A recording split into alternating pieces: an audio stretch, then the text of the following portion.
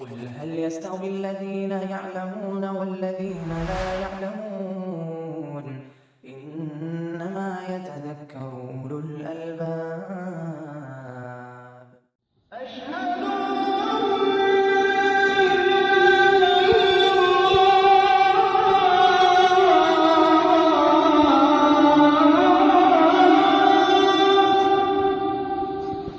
الحمد لله والصلاة والسلام على رسول الله وعلى آله وصحبه ومن اهتدى بهداه أما بعد فباب صدقة التطوع فرض زکوٰۃ الاموال اور زکوٰۃ الابدان جس کو صدقۃ الفطر کہتے ہیں، اس کے بیان کے بعد مؤلف رحمۃ اللہ علیہ نے باب قائم کیا ہے صدقۃ التطوع کا، نفلی صدقے کا باب۔ عام طریقہ سے اہل علم فرائض کے بعد نوافل کا ذکر کرتے ہیں، اور اللہ رب العالمین نے ہر واجب اور فرض کی تتمہ اور تکملہ کے لیے نوافل بھی مشروع کی ہے۔ فرض نمازوں کے ساتھ نفل نمازیں بھی ہیں، فرض روزوں کے ساتھ نفلی روزے بھی ہیں، اسی طریقہ سے فرض زکوٰۃ کے ساتھ نفلی صدقات بھی مشروع ہیں، جو انسان کو اللہ سے مزید قریب کرتے ہیں اور صدقہ دینے والوں کی جان مال کی حفاظت کا ذریعہ بنتے ہیں۔ بڑا فائدہ ہے نفلی صدقات کا، اس لیے جب جس کے پاس جو صلاحیت ہو، جو پیسے ہوں، ان میں سے خرچ کرتے رہنا چاہیے۔ صدقۃ تطوع یعنی وہ صدقہ جو نفل ہے، نفل کا مطلب کہ جو واجب نہ ہو، اور انسان اپنا مال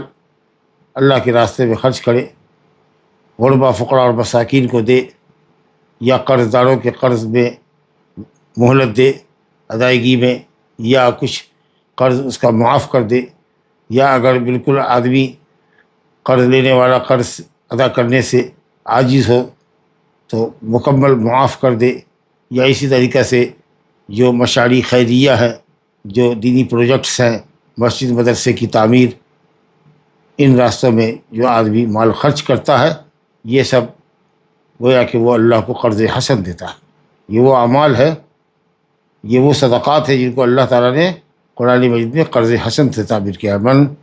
من ذا الذی یقرض اللہ قرضا حسنا فیضاعفہ لہ اضعافا کثیرہ، جو اللہ کو قرض حسن دیتا ہے، یعنی اللہ کے راستے میں خرچ کرتا ہے، اس کا ثواب ایسے ہی گارنٹیڈ ہے جیسے قرض دینے والے کا قرض محفوظ رہتا ہے اور اس کی ادائیگی گارنٹی ہوتی۔ تو اللہ تعالیٰ ایسے لوگوں کو جو اللہ کے راستے میں خیرات خرچ کرتے ہیں، وہ گویا کہ اللہ کو قرض حسن دے رہے ہیں، گویا کہ وہ اللہ کو قرض حسن دے رہے ہیں، یعنی ثواب کی گارنٹی ہے۔ اللہ نے اس کو قرض سے تعبیر کیا کہ ثواب کے لیے بالکل مطمئن رہو، شرط یہ ہے کہ اللہ کی رضا اور خوشنودی کے لیے ہو، ریا و نمود نہ ہو۔ اللہ تعالیٰ اس کو بہت بڑھا چڑھا کر ثواب عطا فرمائے گا۔ تو یہ عظیم نیکی کا کام ہے، اس سے محتاجوں کی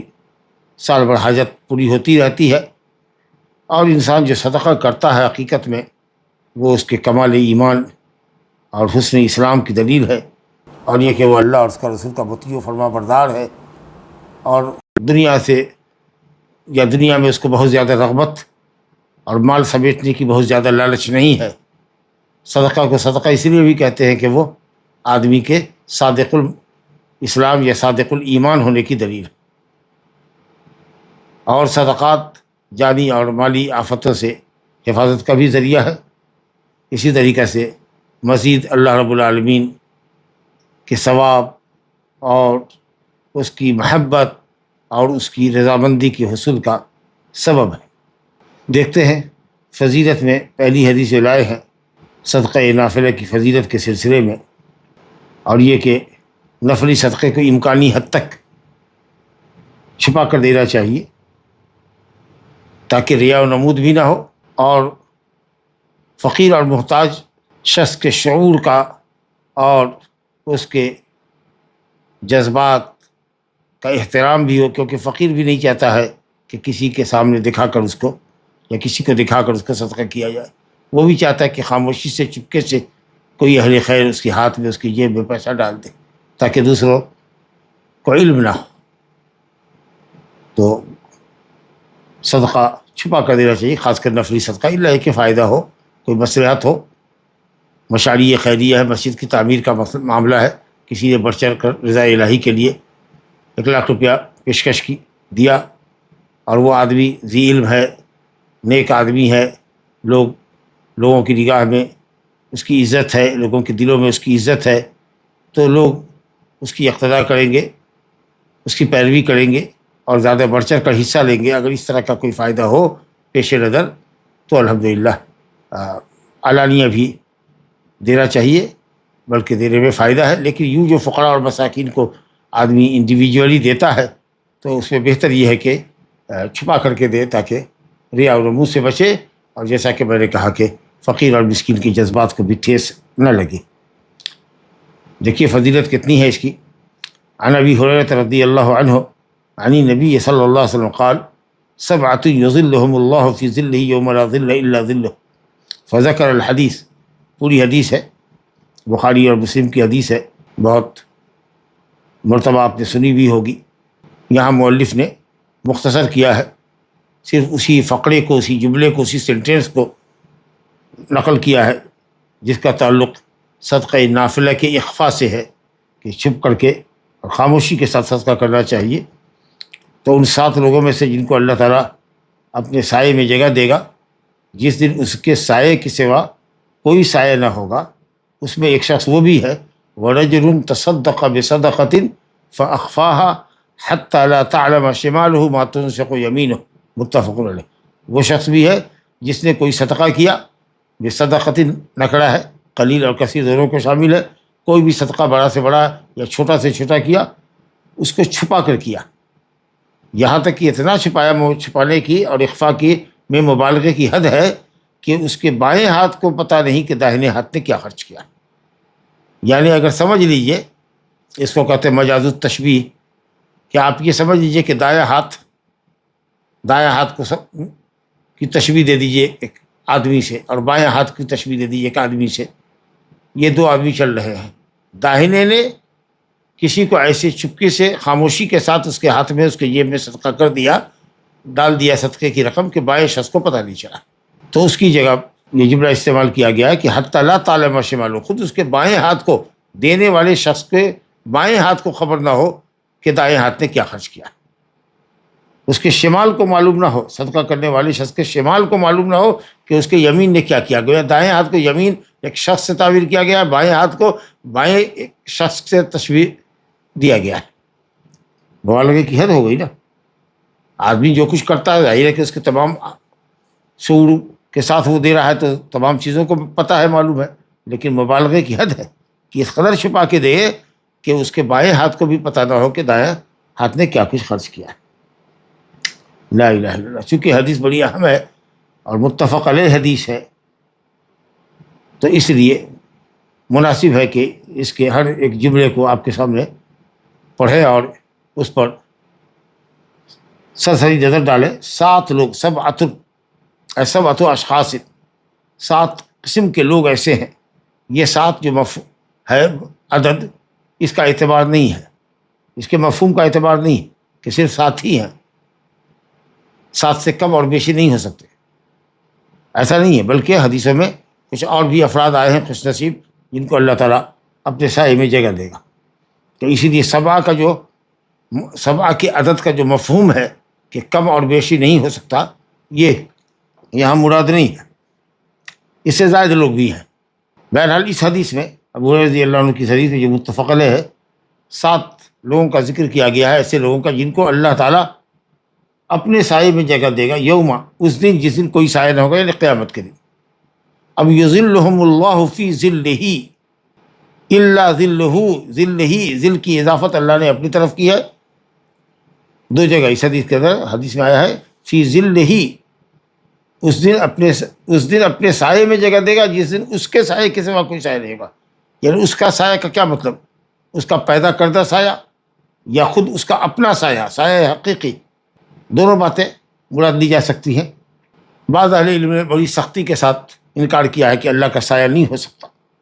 ورنہ سورج اللہ کے اوپر لازم آئے گا، سورج اوپر ہوگا تو نیچے سایہ پڑے گا۔ وہی اللہ تعالیٰ کی صفات کو آپ دنیا میں پڑنے والے سایوں سے کیوں تشبیہ دے رہے ہیں؟ علامہ ابن عثیمین رحمۃ اللہ علیہ نے بہت سختی سے اس کی مخالفت کی، جبکہ سماعت الشیخ بن باز اور دوسرے لوگوں نے کہا کہ اللہ کا سایہ بھی ہو سکتا ہے، تو اس صورت میں اضافت الصفت الی الموصوف ہوگی۔ سایہ جو اللہ کا سایہ ہے، کیفیت اس کی کیا ہوگی وہ جانے، لیکن ظل حقیقی مراد ہے۔ اور یہ بھی ہو سکتا ہے کہ اللہ تعالیٰ سایہ پیدا کرے گا، جسے اپنے بندوں کو رکھے گا، مخصوص بندوں کو۔ اور بعض روایتوں کے اندر آیا ہے، سعید بن منصور کی سنن میں ہے، یوم لا ظل الا ظل عرشہ، اس کے عرش کے سائے کے سوا کوئی سایہ نہ ہوگا۔ تو اس حدیث کی روشنی میں علامہ ابن عثیمین رحمۃ اللہ علیہ نے کہا کہ عرش کا سایہ مراد ہے، عرش مخلوق ہے، اس کا سایہ ہو سکتا ہے، اللہ رب العالمین کا سایہ نہیں ہو سکتا۔ اللہ تعالیٰ کا بھی سایہ ہو سکتا ہے، لیکن وہ مخلوق کے سایے کے مشابہ نہیں ہے، تو اس لیے اس کا سایہ بھی ہو سکتا ہے۔ اور تو ایسی صورت میں اضافت الصفت الی موصوف ہوگا، جس کی کیفیت ہمیں نہیں معلوم، اور جس طریقے سے وہ اپنی صفات میں یگانہ و یکتا ہے، اسی طریقے سے وہ اپنے سائے میں بھی الگ ہے۔ کسی مخلوق کے سائے سے اس کا سایہ مشابہ نہیں ہے، اس کی حقیقت کو اللہ جانے۔ یا پھر یہ ہے کہ ظل سے مراد وہ ظل جو اللہ تعالیٰ پیدا کرے گا۔ عرش کا سایہ، اب یہ جو حدیث ہے، اگر یہ سمجھے کہ اس کے عرش کے سائے کے سوا کوئی سایہ نہ ہوگا، بعض روایتیں آئے گی کہ انسان اپنے اعمال کے سائے میں ہوگا، صدقے کے سائے میں ہوگا، تو اہل علم نے جواب دیا ہے کہ سب سے بڑا اور عظیم سایہ اور سب سے مبارک سایہ اس کے عرش کا ہوگا۔ جی، یا یہ کہا گیا ہے کہ صاحب اعمال صالحہ اللہ کے عرش کے سائے میں رکھے جانے کا سبب ہوں گے، انسان کے سائے سے مستفید ہونے کا ذریعہ بنیں گے، اس لیے صدقے کا سایہ کہا گیا ہے، کیونکہ اللہ تعالیٰ کے عرش کا سایہ یا اللہ رب العالمین کا سایہ یہ بندوں پر پڑے گا، جس کی وجہ سے وہ عافیت میں ہوں گے اور سورج کی گرمی اور تپش سے محفوظ ہوں گے۔ یہ اعمال کی بدولت ہوتا ہے، اعمال کی بدولت نہیں، اعمال کے سبب ہوتا ہے، تو اس لیے کہا گیا ہے کہ صدقے کے سایہ بھی ہوگا۔ تو بہرحال ظل سے مراد اللہ کا سایہ یا عرش کا سایہ، اور یہ اللہ کا سایہ اللہ کی مخلوق ہے یا یہ کہ اللہ کی صفت ہے، دونوں طرح کی توجیہ ہے، اور انشاءاللہ اس میں کوئی استحالہ نہیں ہے کہ اللہ کی ذات ہے، اللہ کی صفات ہے، تو اسی طریقے سے اس کی صفات میں سے ایک صفت ظل بھی ہو،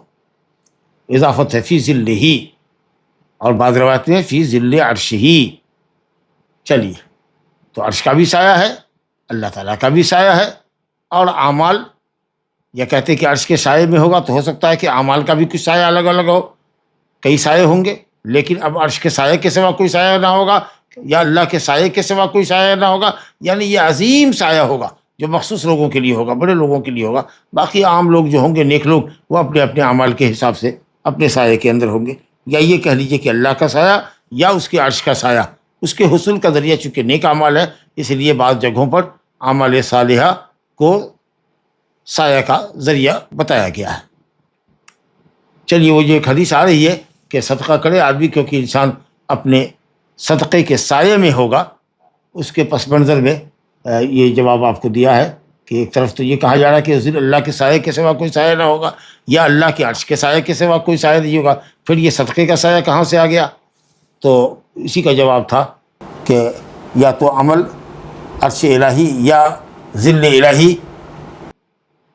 میں جگہ پانے کا سبب اور ذریعہ ہے، اس لیے صدقے کی طرف نسبت کی گئی ہے ذل کی، یا یہ ہے کہ صاحب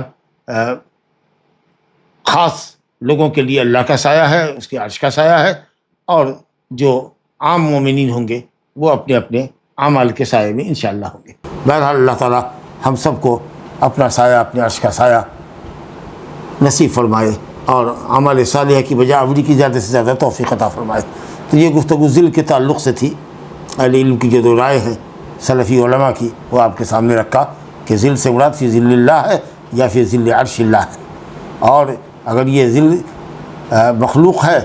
تو یہ اضافت تشریفی ہوگی یہ، اور اگر صفت ہے کہ اللہ کا سایہ ہوگا، حقیقی سایہ، تو پھر یہ اضافت الصفت الی الموصوف ہوگی۔ واللہ تعالی اعلم، دونوں کا احتمال ہے، واللہ اعلم۔ پہلا شخص امام عادل ہوگا. امام یعنی سلطان، حکمراں، مسلمانوں کا والی اور حاکم جو عادل ہو، جو لوگوں کے معاملات میں عدل کے ساتھ فیصلہ کرتا ہے، انصاف کے ساتھ. ہر چیز کو اس کے صحیح مقام پر رکھنے کا نام ہے عدل. افراط و تفریط سے بچتے ہوئے ہر چیز کو اس کے صحیح مقام پہ رکھنے کا نام ہے عدل. یعنی ایسا حکمراں اور اس کے ایسے قضات جو خواہشات نفس کے ساتھ مائل نہ ہوتے ہوں اور اسی طریقہ سے رشوت قبول کرنے والے نہیں ہوں فیصلہ کرنے کے اندر. امام عادل. اب اگر امام سے مراد امامت کبریٰ مراد ہے، ملک کی ولایت، صوبے کی ولایت، صوبے کی امارت، تو ظاہر ہے کہ اس کے اندر عورتیں داخل نہیں ہوں گی، کیونکہ امامت عظمیٰ مرد کا حق. اور اگر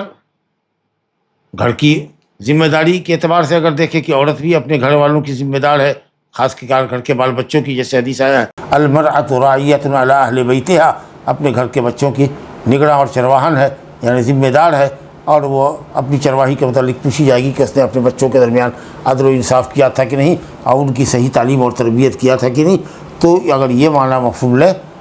تو انشاءاللہ تعالی وہ بھی اس میں داخل ہو سکتی ہے. لیکن بظاہر امام العادل سے مراد حکمراں اور سلطان ہے. دوسرا شخص وشاب نشأ فی عبادت اللہ، وہ جوان جس نے جوانی کی سیڑھیاں طے کی ہوں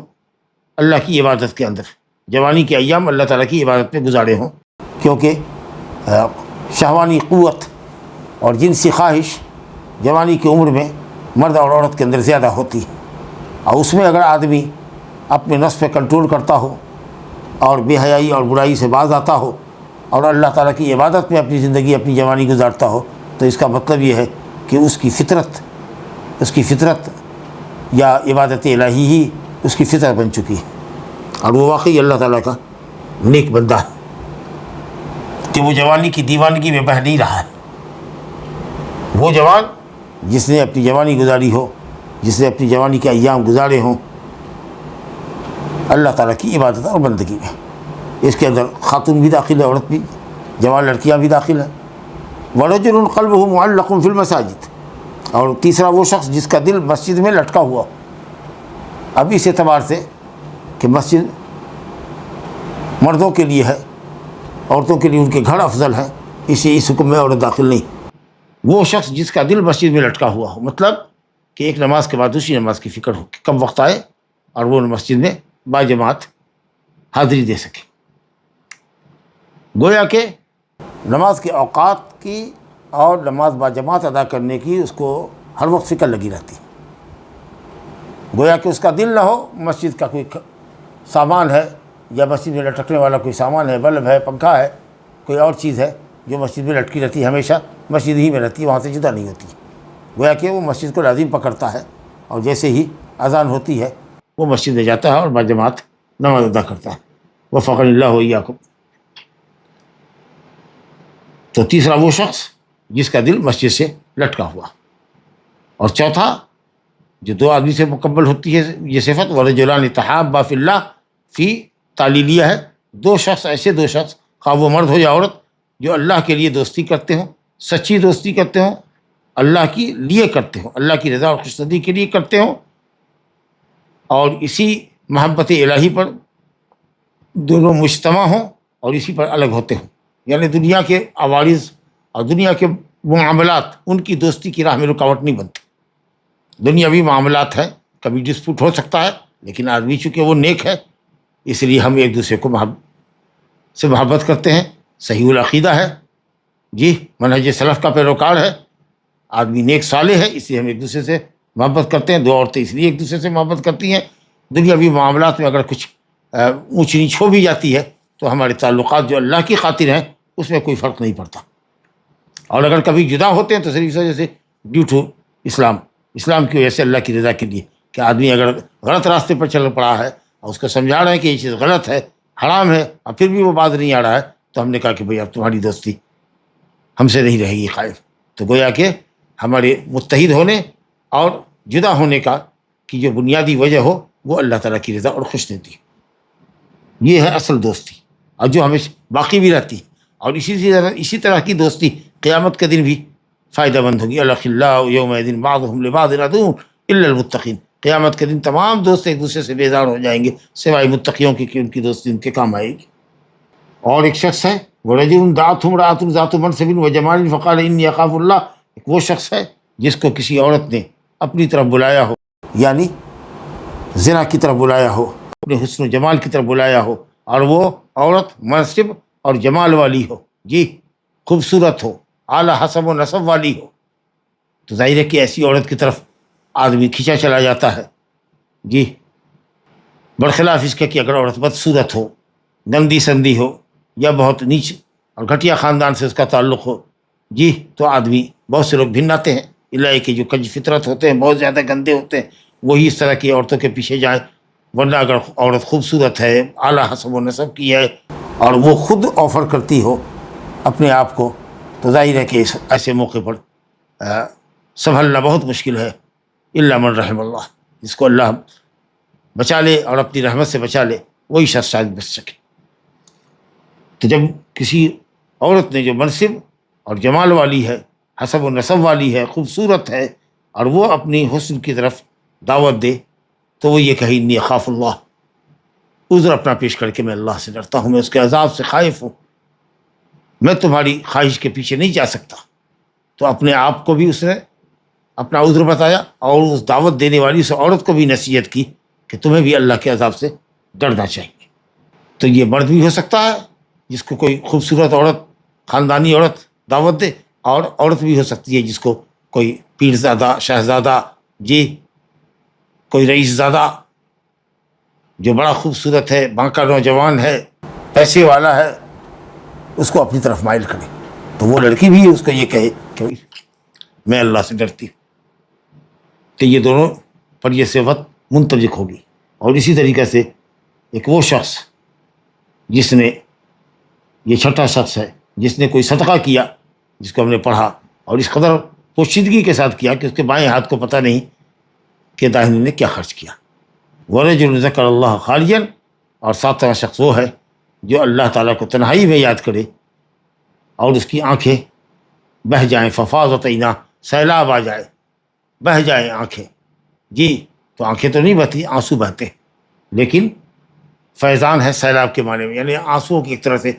جھڑی لگ گئی، بہت زیادہ رو رہا ہے، تو آنسو بہتے ہیں، مگر آنکھ کی طرف بہنے کی نسبت کی گئی مبالغہ کی طور پر، گویا کہ اتنا رویا اللہ کے سامنے کہ لگتا ہے کہ اس کی آنکھیں ہی بہہ جائیں گی،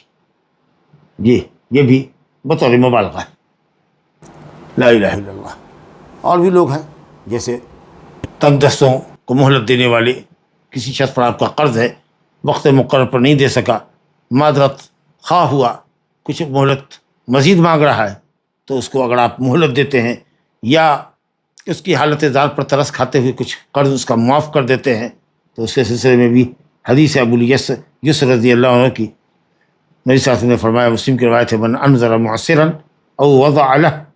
اظلہ اللہ فی ظلہ یوم لا ظل الا ظلہ، جس نے تنگ دست کو مہلت دی یا اس کے قرض کو کچھ معاف کر دیا، تو اللہ اس کو اپنے سائے میں جگہ دے گا جس دن اس کے سائے کے سوا کوئی سایہ نہ ہوگا۔ اسی طریقے سے مسلم میں ہی روایت ہے ابو رضی اللہ عنہ سے کہ اللہ تعالیٰ قیامت کے دن کہے گا، این المتحابون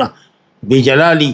میرے عظمت و جلال کی خاطر محبت کرنے والے، ایک دوسرے سے محبت کرنے والے کہاں ہیں؟ الیوم اظلہم فی ظلی، آج میں انہیں اپنے سائے میں جگہ دوں گا، یوم لا ظل الا ظلی، جس دن میرے سائے کے سوا کوئی سایہ نہ ہوگا۔ اللہ اکبر، جعل اللہ ایاکم منہ۔ تو بہرحال یہ عظیم حدیث ہے، اللہ رب العالمین اپنے فضل خاص سے ہمیں اور آپ کو اپنے سائے کا مستحق بنائے، اپنا فضل فرمائے۔ اس حدیث کے اندر صدقے کی فضیلت اور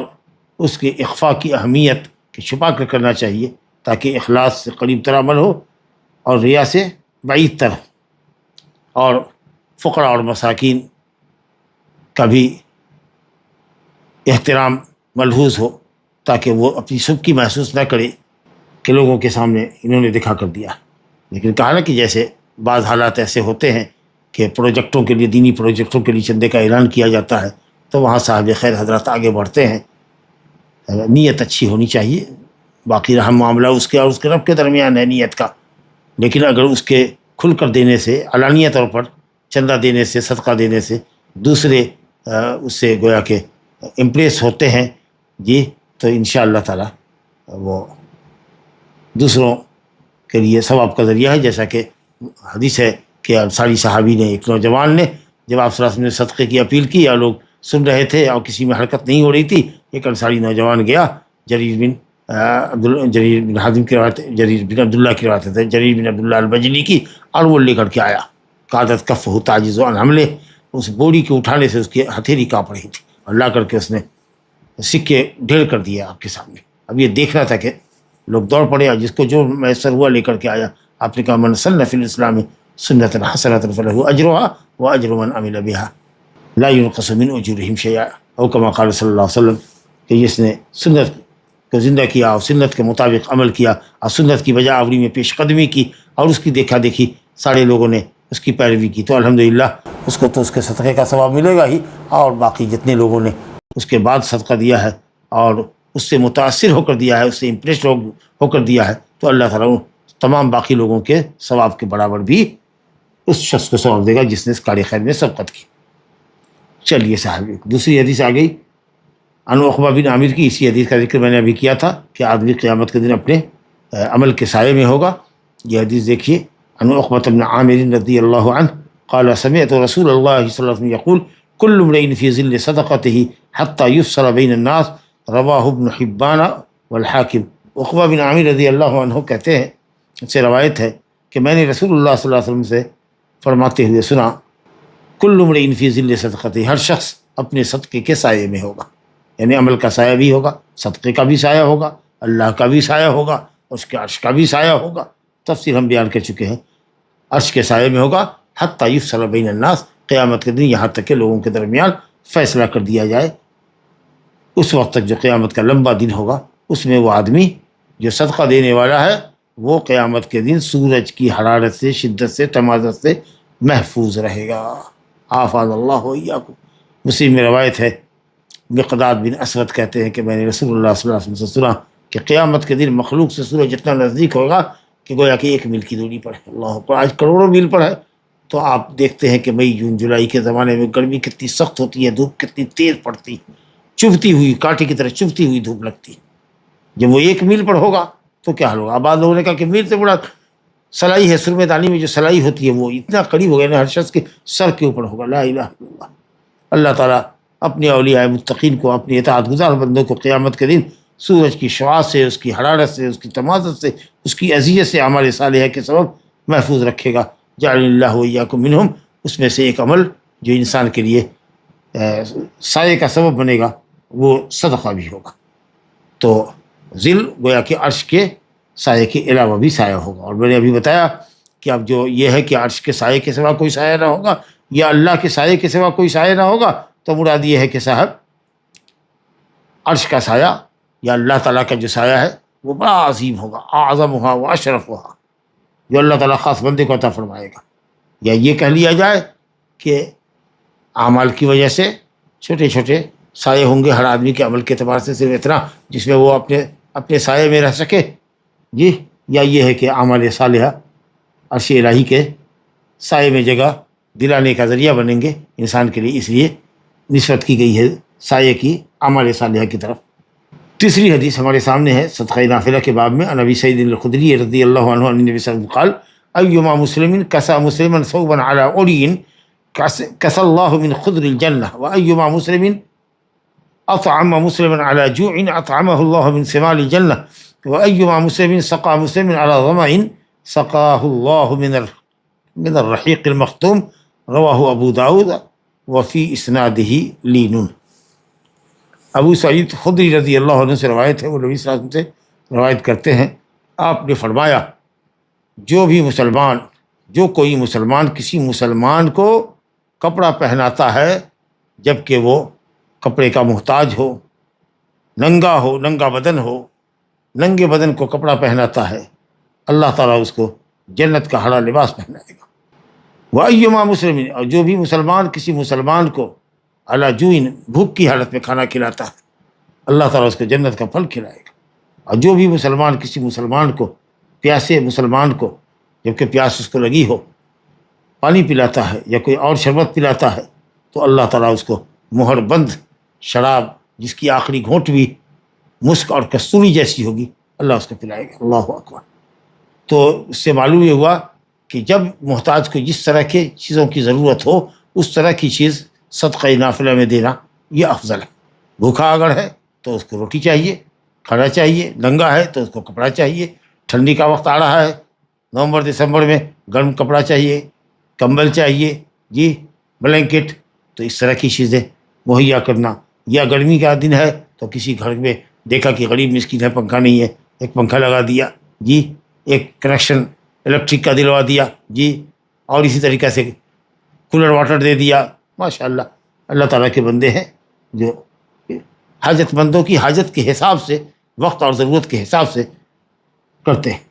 تو اللہ تعالیٰ ان کو اسی نوعیت کا، جس نوعیت کا انہوں نے عمل کیا تھا اسی جنس کی جزا دے گا۔ لیکن ظاہر ہے کہ اللہ کی جزا میں اور ہمارے عمل میں بہت فرق ہوگا، وہاں جنت کی نعمت ہوگی، ہم یہاں دنیا کی چیزیں دوسروں کو دیتے ہیں، ہدیہ کرتے ہیں یا صدقہ کرتے ہیں ان کو، ماشاء اللہ۔ تو آپ نے دیکھا کہ اگر کسی ننگے کو کپڑا پہنایا تو اللہ جنت کا ہرا لباس پہنائے گا، کھانا کھلا دیا بھوکے کو تو اللہ کھلائے گا، پیاسا کو آپ نے سیراب کر دیا تو اللہ تعالیٰ آپ کو رحیق مختوم پلائے گا۔ اللہ اکبر۔ بہت زبردست حدیث ہے، ابو داؤد نے روایت کی ہے، لیکن اس کی سند میں تھوڑی کمزوری ہے کیونکہ اس میں ابو خالد دالانی ایک شخص ہے جو صدوق ہے، جس کی حدیث تو حسن ہوتی ہے لیکن کثیر الخطا اور تدریس بھی کرنے والا شخص، تو اس لیے حدیث میں کلام ہے اور حدیث ضعیف ہے۔ شیخ البانی رحمۃ اللہ علیہ نے مشکات کی جو تخریج کی ہے اس حدیث کو ضعیف قرار دیا، لیکن حدیث کا معنی صحیح ہے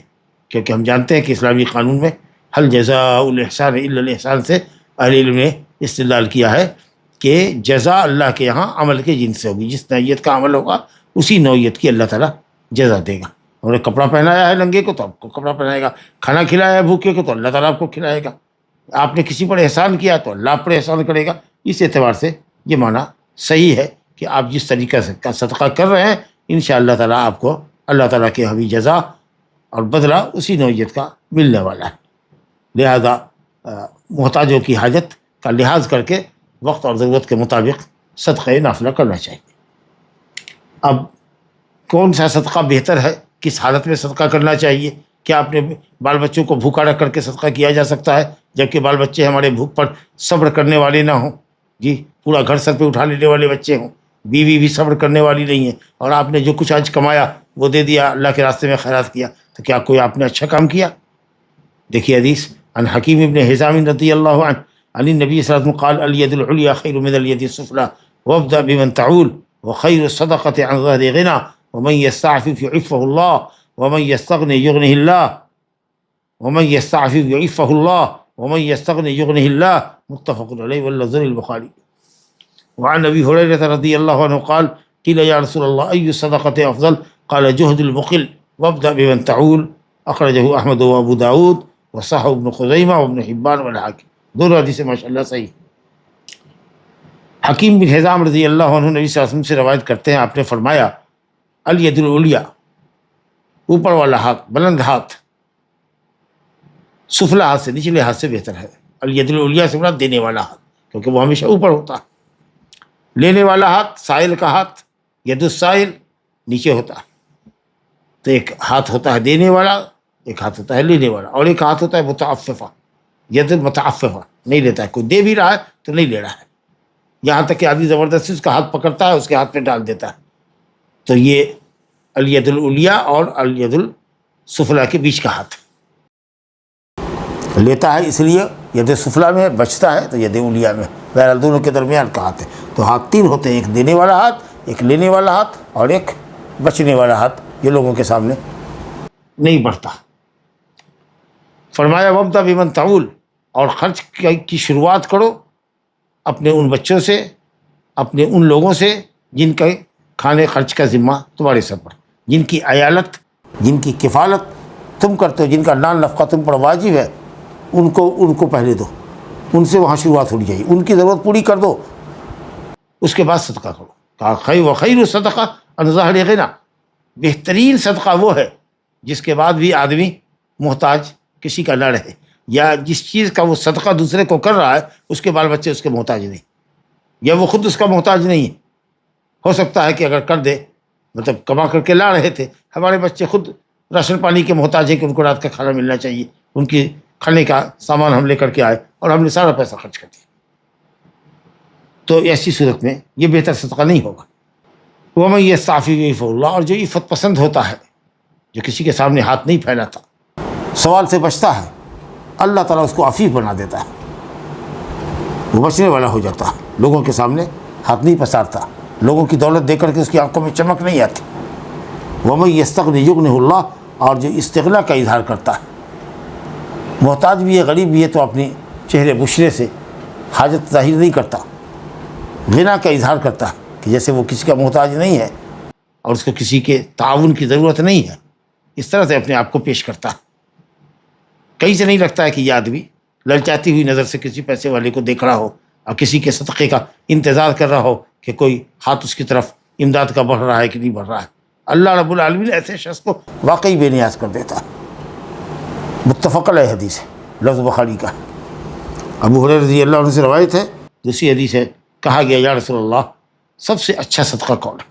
سب سے اچھا صدقہ، ثواب میں برتر صدقہ کون ہے، افضل صدقہ؟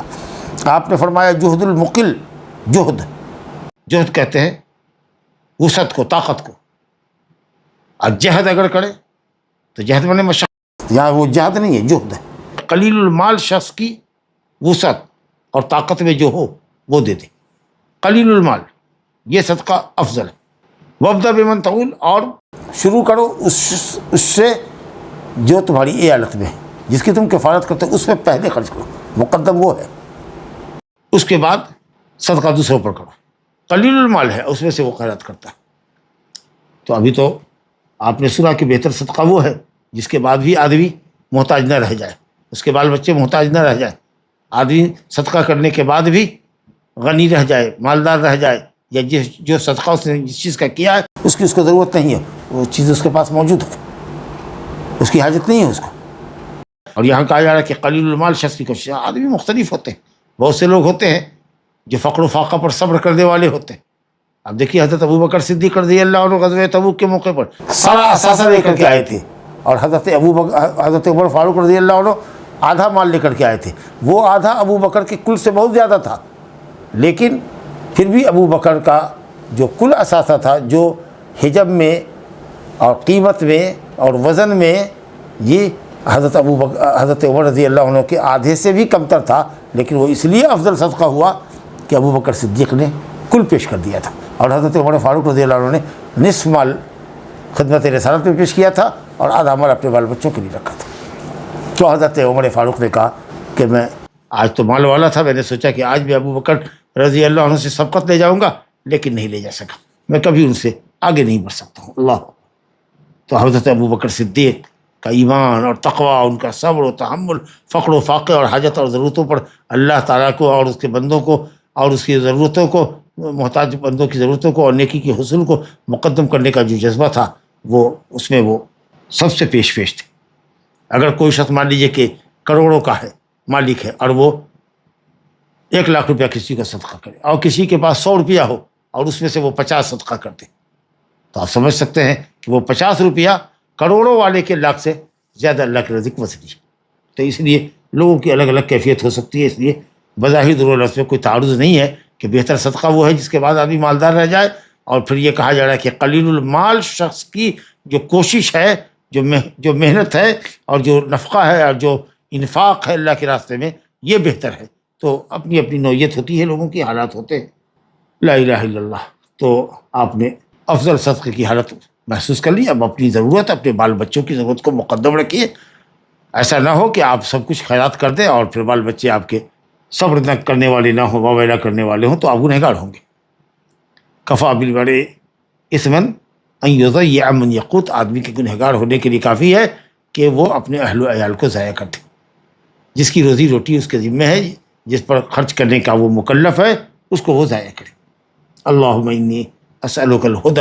والتقی والعفاف والغنی، بڑی جامع دعا حدیث ہے۔ اللہم انی اسألک الہدی، ہدایت یعنی علم نافع چاہتا ہوں، تقوی چاہتا ہوں، عمل صالح، عفاف چاہتا ہوں کہ دوسرے کے سامنے ہاتھ پھیلائے نہیں. جو کچھ تم نے دیا اس پر میں قناعت کروں اور غنا ہو. اللہ تعالیٰ نے جتنا کچھ دیا ہے اسی پر قناعت. مال والوں کے مال کو دیکھ کر کے لالچ نہیں اور ہوس پیدا نہیں ہوتی. لا الہ الا اللہ. دیکھیے فضیلت بال بچوں پر خرچ کرنا ایک طرح کا صدقہ ہی ہے. نیت اگر اچھی ہو، ثواب کی نیت ہو تو ثواب ملتا ہے اولاد پر خرچ کرنے کا. اسے سب سے پہلے آدمی کو اپنے بال بچے کی خبر گیری کرنی چاہیے. ابو ہریرہ رضی اللہ عنہ سے روایت ہے ان ابی ہریرہ قال قال رسول اللہ صلی اللہ علیہ وسلم تصدقوا، صدقہ کرو. فقال رجل، ایک شخص نے کہا یا رسول اللہ عندی دینار، میرے پاس ایک دینار ہے، ایک سکہ ہے سونے کا، کیا کروں اس کا؟ آپ نے کہا تصدق بہ علی نفسک، تم اپنی ذات پر صدقہ کرو، یعنی اپنی ذاتی ضرورت پوری کرو. جو تمہاری ذاتی ضرورت ہے اس کو پورا کرنا یہ بھی تمہارے لیے باعث صدقہ ہے، یعنی صدقے کا ثواب ملے گا. اللہ اکبر. کہا میرے پاس ایک اور دینار ہے. تو آپ نے فرمایا تصدق بہ علی ولدک، وہ صدقہ کرو اپنی اولاد پر. کہا یا رسول اللہ میرے پاس ایک دینار اور ہے. تو آپ نے کہا کہ اپنے خادم پر صدقہ کرو، جس کا نان نفقہ تمہارے ذمہ میں ہے، جو تمہارا نوکر چاکر، جو تمہارے گھر میں کھاتا پیتا. کہا یا رسول اللہ ایک دینار اور ہے. تو کہا کہ اب تم زیادہ سمجھ سکتے ہو کہ کہاں خرچ کرو گے. انت ابصر، تم اپنے معاملے کو زیادہ دیکھ سکتے ہو کہ تم کو کہاں جانا چاہیے. تو معلوم ہوا کہ پہلے اپنی حاجت، پھر اہل و عیال کی حاجت، اولاد کی حاجت. انشاءاللہ اس کے اندر بیوی بھی داخل ہے. یا اگر کوئی یہ کہے کہ اولاد میں بیوی اگر داخل نہیں ہے تو بیوی کو مؤخر کیوں کیا؟ بیوی صبر بھی کر سکتی ہے، ہو سکتا ہے چھوٹی اولاد ہے صبر نہ کرے. ایسا بھی ممکن ہے کہ اگر آپ بیوی پر خرچ نہیں کریں گے، ایک مثال دے رہے ہیں، تو اگر بہت رنجیدہ ہوگی، ناراض ہوگی، تو ممکن ہے کہ آپ سے طلاق کا مطالبہ کر لے، کہیں اور چلی جائے. لیکن اولاد کہاں جائے گی؟ اس کے لیے دوسرا باپ کہاں سے آئے گا؟ باپ تو آپ ہی ہیں، لیکن عورت کو دوسرا شوہر مل سکتا ہے اگر آپ اس پر خرچ نہیں کریں گے تو. لیکن بہرحال اولاد مقدم ہے بیوی پر. کہا کہ ایک دینار اور ہے، کہا خادم پر. لیکن انشاءاللہ اولاد کے اندر گھر والے مراد ہیں. تو پہلے انسان کی اپنی ضرورت، اس کے بعد بیوی بچوں کی ضرورت، پھر اس کے بعد اس کے جو ماتحت ہیں لوگ ہیں، نوکر چاکر، ان کی حاجت، اور پھر اس کے بعد بھی اگر ایک دینار ہے تو آپ نے کہا انت ابصر بہ وانت اعلم بہ، تم زیادہ بہتر دیکھ سکتے ہو کہ یہ پیسہ تمہارا کہاں جانا چاہیے. حدیث کی صنعت حسن ہے. تو کہتے ہیں کہ اس حدیث میں بیوی بچوں پر خیرات کرنے کی، اور پھر جو انسان کے ماتحت ہیں، نوکر چاکر، خدام، جن کا کھانا خرچہ اس کے ذمہ ہے، ان کے اوپر خرچ کرنے کی اہمیت اور فضیلت معلوم ہوئی. اور یہ کہ ان سب پر خیرات کرنا، یا ان سب پر خرچ کرنا، ان سب کو نان نفقہ دینا، وہ بمنزلہ صدقہ کے. اور یہ کہ ایسا کرنے والا شخص اگر وہ اس ثواب کی نیت کرتا ہے تو انشاءاللہ اس کو ثواب بھی ہوگا. حدیث بخاری اور مسلم میں ہے. ابو مسعود بدری صحابی رضی اللہ عنہ نبی صلی اللہ علیہ وسلم سے روایت کرتے ہیں اذا انفق الرجل علی اہلہ نفقۃ یحتسبها فہی لہ صدقہ، اگر کوئی شخص اپنی بیوی پر کوئی خرچ کرتا ہے ثواب کی نیت سے فہی لہ صدقہ، تو اس کا صدقہ کا ثواب ملے گا. کہا کہ ہر شخص کے عمل میں صدقہ ہے. تو یہاں تک کہ آپ نے کہا کل سلامہ، یا عبداللہ بن عمرو بن عاص کی روایت ہے کہ صاحب جو کچھ تم صدقہ کرتے ہو اس کا تم کو ثواب ملتا ہے. حدیث میں ہے کہ صاحب حتی اللقمۃ التی تجعلها فی مرتک، وہ لقمہ بھی جو تم اپنی بیوی کے منہ میں ڈالتے ہو، جی یہ بھی تمہارے لیے صدقہ ہے. لا الہ الا اللہ. کیا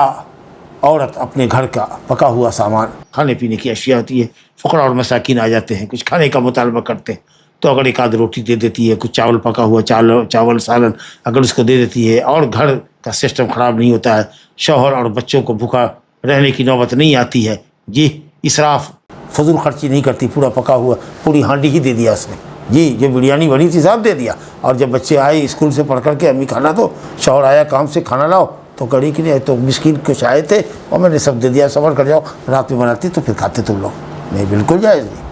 بالکل جائز نہیں. اذا انفقت المرأة، عائشہ رضی اللہ عنہ کہتی ہیں نبی صلی اللہ علیہ وسلم نے فرمایا اگر عورت اپنے گھر کا کھانا خرچ کرتی ہے، شرط ہے غیر مفسدۃ، نظام کھانا بگڑنا نہیں چاہیے، گھر کا نظام بگڑنا نہیں چاہیے، بگاڑ پیدا کرنے والی نہیں، اتنا نہ دیتے کہ بگاڑ پیدا ہو، جی بچے بھوکے رہ جائیں. گویا اسراف اور فضول خرچی نہ کرے، حسب ضرورت خرچ کرے، تھوڑا سا خرچ کرے، اتنا جو عام طریقہ سے لوگ سائل کو دے دیتے، ایک آدھ روٹی دے دی اس نے، کچھ بچا ہوا پھل ہے، ایک پھل یا آدھا پھل سیب کا وہ دے دیا، ایک آدھ دو کیلے اس کے حوالے کر دیے، اس طرح کی چیز جو عام طریقہ سے عورتیں دیتی ہیں مرد کے سامنے بھی، اور مرد دیکھتا ہے کچھ نہیں کہتا. تو کہا کہ عورت کو دینے کا اجر ملے گا، قال لها اجرها بما انفقت ولزوجها اجره بما اکتسب، اور مرد کو اس کمانے کا ثواب ملے گا، جو مال اس نے کمایا ہے جو بیوی دے رہی ہے تو مرد کو کمانے کا اور بیوی کو دینے کا۔ اسی طریقے سے خازن ہے، آپ کا خزانچی ہے، کیشیئر، آپ نے کہا فلاں شخص کو یہ روپیہ دے دو، یہ شخص جا رہا ہے 10,000 روپیہ اس کو دے دو، آپ نے سگنیچر کر کے دے دیا یا موبائل پر کر دیا، اور وہ آدمی گیا آپ کے کیشیئر کے پاس، ماشاء اللہ کیشیئر نے خوشی خوشی بیٹھایا اور خوش دلی کے ساتھ گن کر کے دیا، عزت احترام کے ساتھ دیا، ماشاء اللہ وہ بھی ایک صدقہ کرنے والا، حالانکہ باتنخواہ ملازم ہے لیکن دینے کا انداز ہے۔ یا آپ نے کسی خادم کو دیا کہ جا کر کے بھائی دروازے پر کوئی سائل ہے، جاؤ اس کو 50 روپیہ دے دو، جی، تو اس کو دینے کا ثواب ملے گا، لے جا کر اس نے دیا ہے اور آپ کو آپ کے پیسے کا ثواب ملے گا۔ کبھی کبھی اہل علم نے کہا کہ ہو سکتا ہے کہ ملازم کی تنخواہ یا ثواب زیادہ ہو جائے پیسے والے سے، اب 10 روپیہ مثال کے طور پر دینا اور 1 کلومیٹر اس کو پیدل بھگانا ہے کہ جا کے 1 کلومیٹر کی دوری پر فلاں جگہ پر فلاں شخص بیٹھا ہوا ہے، اس کا یہ نام ہے، اس کا یہ حلیہ ہے، جا کر جاؤ 1 کلومیٹر یا 1 میل جا کر کے دے کر کے اس کو یہ 10-20 روپیہ دے کر کے آؤ، ظاہر ہے کہ آپ کے 10-20 روپے کے مقابلے میں اس کا وہاں تک جانا آنا آپ کے پیسے زیادہ اویلیبل ہے، تو ہو سکتا ہے کہ ایسا ہو۔ بہرحال سب اجر میں شریک ہے، اب برابر ملے یا کم و بیش ملے، تو سب کی نوعیت الگ الگ ہوتی ہے۔ لا ينقص بعضهم اجر بعض شیئا، کوئی کسی کا اجر نہیں دے گا، سب کو اللہ اپنے فضل سے دے گا، کمانے والے کو اپنے فضل سے دے گا اور دینے والے کو بھی اپنے فضل سے ثواب عطا کرے گا، بیوی کو بھی اللہ تعالیٰ عطا کرے گا، جی سب کو وہ بڑے فضل والا ہے، اس کے پاس ثواب کی کیا کمی۔ ایسا نہیں ہے کہ مرد کے پیسے سے، مرد کے ثواب سے لے کر کے کچھ بیوی کو دیا جا رہا ہے، نہیں نہیں نہیں، ایسا نہیں۔ تب جس حدیث میں ہے کہ آدھا اجر ثواب ملتا ہے عورت کو، جی، اور یہاں یہ کہ صاحب عورت کو اس کے خرچے کا ثواب، خرچ کرنے کا، اور شوہر کو اس کے کمانے کا ثواب ملے گا، گویا کہ ثواب ایکول ہوگا۔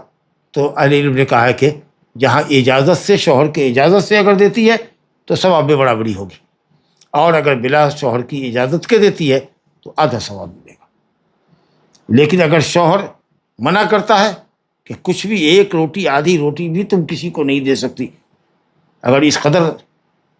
سختی کے ساتھ اگر منع کرتا ہے، حالانکہ اس کو منع نہیں کرنا چاہیے، لیکن پھر بھی آدمی انتہائی کنجوس بخیل ہے اور وہ بیوی پر سختی کرتا ہے کہ 1 روٹی بھی، آدھی روٹی بھی، 1 ٹکڑا بھی تم کسی کو ہمارے اجازت کے بغیر نہیں دے سکتی، 1 مٹھی چاول بھی کسی کو نہیں دے سکتی، 1 مٹھی آٹا نہیں دے سکتی، تو پھر عورت کو یہ کام نہیں کرنا چاہیے، وہ مرد کی اجازت کے بغیر نہیں خرچ کرنا۔ بہرحال یہاں پر طعام کا ذکر کیا ہے، وہ پکی ہوئی چیز جس کو عادتاً عام طریقہ سے عورتیں دیتی ہیں اور مرد مخالفت نہیں کرتا، جی، نقد بھی 10-20 روپیہ مرد کہہ دے، صراحتاً کہہ دے، یا مرد کی موجودگی میں عورت خود اسی کے پاکٹ سے لے کر کے یا اپنے گھر کے خرچ میں سے لے کر کے 10-20 روپیہ جا کر کے دے آوے، یا بیٹے سے کہے کہ بیٹا لو یہ 20 روپیہ سائل کو دے دو، دروازے پر کھڑا ہے 10 روپیہ دے دو، اور شوہر دیکھ رہا ہے کچھ نہیں بول رہا ہے، تو اس کی خاموشی گویا رضامندی کی دلیل ہے کہ تم اگر اس قدر رقم خرچ کرتی ہو تو پوچھنے کی ضرورت نہیں۔ لیکن اگر 1000 روپے دینا ہے، 5000 دینا ہے، جو کہ عام طریقے سے گھروں میں عورتیں کرتی نہیں ہیں، لیکن اگر کوئی ایسا کرتی ہے تو ایک بڑی رقم جو عادتاً سائلین کو یا مانگنے والوں کو دروازے پر نہیں دیا جاتا ہے، عورت بلا شوہر کی اجازت کے نہ خرچ کرے۔ صاحب ابو سعید خدری کی ایک روایت ہے کہ عورت کیا زکوٰۃ اپنے شوہر کو دے سکتی ہے، شوہر اگر محتاج ہو تو، یا نفلی صدقہ شوہر کو کر سکتی ہے، دونوں طرح کی صدقوں پر یہ حدیث منطبق ہو سکتی ہے۔ بخاری شریف کی حدیث ہے، نبی کریم صلی اللہ علیہ وسلم نے عید الفطر یا عید الاضحیٰ کی نماز پڑھائی اور اس کے بعد قوم سے آپ نے خطاب کیا اور پھر اس میں صدقے کا حکم دیا، اور عورتوں کے پاس آئے اور بطور خاص ان کو صدقے کا حکم دیا، یا معاشر النساء، اے عورتوں کی جماعت صدقہ کرو، میں نے تمہاری اکثریت کو جہنم میں دیکھا ہے، صدقہ کرو چاہے زیور ہی کیوں نہ ہو، اس طرح کی باتیں کہی آپ نے، مشہور حدیث ہے۔ تو جب آپ گھر لوٹے تو حضرت عبداللہ بن مسعود کی بیوی زینب بھاگتی ہوئی آئی اور کہا کہ یا رسول اللہ، اجازت پہلے طلب کیا کہ اجازت لو، ملنا چاہتی ہوں، تو پوچھا گیا آپ سے کہ دروازے پر زینب کھڑی ہے، ملنا چاہیے، کہا کون زینب؟ ایو سیان، زینب تو بہت سی ہے، کون؟ تو کہا امرۃ ابن مسعود، ابن مسعود رضی اللہ عنہ کی اہلیہ، کہا ٹھیک ہے اجازت دو۔ پھر کہا یا رسول اللہ، ایسا آپ نے فرمایا خطبے میں، تو میرے پاس زیور ہے، میں اس کو صدقہ کرنا چاہتی ہوں، تو میرے شوہر اور میرے بچے کہتے ہیں کہ وہ صدقے کے زیادہ مستحق ہیں، تو کیا میں اگر ان کو دوں تو میری طرف سے یہ صدقہ ہوگا اور ثواب ملے گا؟ کیونکہ وہ سمجھ رہی تھی کہ بیوی اگر شوہر کو دے یا بچوں کو دے تو بھلا اس کو ثواب کیسا؟ تو کیا ثواب جو دوسرے کو دینے سے ملے گا کیا وہی ثواب ہم کو ملے گا اور یہ ہم سے کافی ہوگا، یعنی ہماری زکوٰۃ ادا ہو جائے گی، یا نفلی صدقے کا ثواب ملے گا؟ دونوں احتمال ہے۔ تو اسی پر اختلاف ہے علماء کا کہ یہ زکوٰۃ پر یہ حدیث معمول کی جائے گی کہ نفلی صدقے پر۔ بظاہر جو حدیث کا سیاق و سباق ہے وہ بتا رہا ہے کہ نفلی صدقہ مراد ہے، لیکن بہرحال زکوٰۃ نہ دے بیوی اپنے شوہر کو، حالانکہ بیوی کے اوپر شوہر کا خرچ واجب نہیں ہے، شوہر بیوی کو نہیں دے سکتا، نل نفقہ میں زکوٰۃ نہیں دے سکتا، بنیادی ضرورتوں کے لیے زکوٰۃ نہیں دے سکتا، کیونکہ اس کی بیوی کی تمام تر ضرورت مہیا کرنا جو ضرورت کے اندر دائرے میں آتی ہے وہ مرد پر واجب ہے۔ اس لیے مرد عورت کے درمیان فرق ہے۔ یہ کہنا کہ صاحب مرد عورت ایک دوسرے کے لیے ایسے ہی حیثیت رکھتے ہیں جیسے مرد عورت کے لیے وہی حیثیت رکھتا ہے جو عورت مرد کے لیے رکھتی ہے، لہذا مرد جس طریقہ سے اپنی بیوی کو زکوٰۃ نہیں دے سکتا، بیوی بھی زکوٰۃ نہیں دے سکتی، حالانکہ فرق واضح ہے۔ تو نان نفقہ آپ پر واجب ہے، لیکن اس کے علاوہ اگر مان لیجیے کہ کسی کی بیوی قرض دار ہے، کسی وجہ سے قرض دار ہو گئی ہے، تو اس کا قرض اگر چاہے مرد تو زکوٰۃ کی رقم سے ادا کر سکتا ہے، اگر ادائیگی کی کوئی سبیل عورت کے پاس نہ، اور عورت کے اوپر تو خیر ذمہ داری ہی نہیں ہے اپنے شوہر کے نان نفقے کی اور اس کے بیٹے بال بچوں کی، اپنے بچوں کی بھی ذمہ دار عورت نہیں ہے، باپ ذمہ دار ہے، لیکن اگر وہ عاجز ہے نفقے سے اور وہ محتاج ہے اور فقیر مسکین ہے تو انما الصدقات للفقراء والمساکین، جس کے اندر یہ صفت ہوگی وہ زکوٰۃ کا مستحق ہوگا۔ تو انشاءاللہ راجح قول یہی ہے کہ صاحب زکوٰۃ بھی عورت دے سکتی ہے، اگرچہ اس حدیث کا سیاق یہ بتا رہا ہے کہ نفلی صدقہ کے تعلق سے۔ تو بہرحال انہوں نے کہا کہ یا رسول اللہ، امرأۃ ابن مسعود نے کہا زینب نے کہ یا رسول اللہ آپ نے آج صدقہ کا حکم دیا ہے، میرے پاس زیور ہے، میں چاہتی ہوں کہ اس کا صدقہ کروں۔ ابن مسعود رضی اللہ عنہ کا یہ خیال ہے کہ وہ اور ان کے بچے اس صدقے کے زیادہ حقدار ہیں۔ تو نبی صلی اللہ علیہ وسلم فرمایا، ابن مسعود نے سچ کہا، زوجوں کے و ولدوں کے احق من تصدقت به علیہم، آپ کا تمہارا شوہر تمہارے بچے زیادہ حقدار ہیں کہ تم ان پر صدقہ کرو، رواہ البخاری۔ ماشاء اللہ تبارک اللہ۔ تو کسی نے یہ بتایا نا آپ کو کہ صاحب شافعی کے نزدیک، احمد کے نزدیک، اور اسی طریقے سے امام ابو حنیفہ کے صاحبین جو ہے، امام ابو یوسف، امام محمد، امام شوکانی وغیرہ، سب کے نزدیک ہے کہ زکوٰۃ بھی دے سکتی، اور دوسرے لوگوں نے کچھ کہا ہے کہ یہ حدیث نفلی صدقے پر ہے، زکوٰۃ نہیں دے سکتی، اور یہ قول ابو حنیفہ کا ہے اور امام احمد کا بھی ایک قول ہے۔ لیکن انشاءاللہ جیسا کہ میں نے آپ سے عرض کیا کہ عورت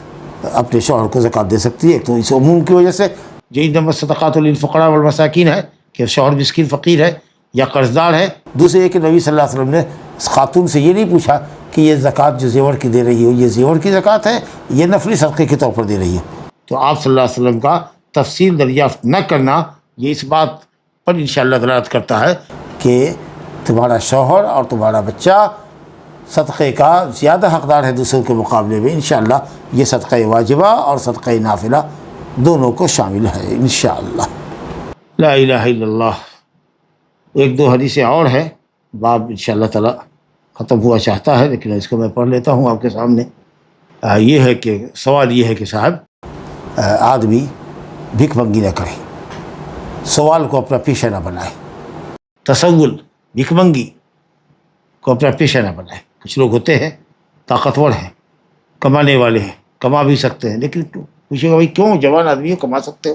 حیات ہے، قوت ہے، نشاط ہے، کام کرو، تو کہے گا بھائی ہم ذات کے فقیر ہیں، لا حول ولا قوت الا باللہ۔ حاجت مند ہو تو مانگو، بلا حاجت کے مانگ رہا ہے، اور مقصد یہ ہے کہ مالدار بنے، مانگ مانگ کر کے، ٹھگی کر کے، مسکین صورت بنا کر کے، مسکین کا لباس پہن کر کے مالداروں کے سامنے آیا، اسے پیسے لے اور مالدار بنے۔ جی ان کے تعلق سے دیکھیے وعید عن ابن عمر رضی اللہ عنہما قال نبی صلی اللہ علیہ وسلم فرماتے ہیں ما یزال الرجل یسأل الناس، آدمی سوال کرتا رہتا ہے، کیوں کرتا ہے؟ تکثر، مال دار بننے کے لیے، زیادہ سے زیادہ مال والا ہو جائے وہ۔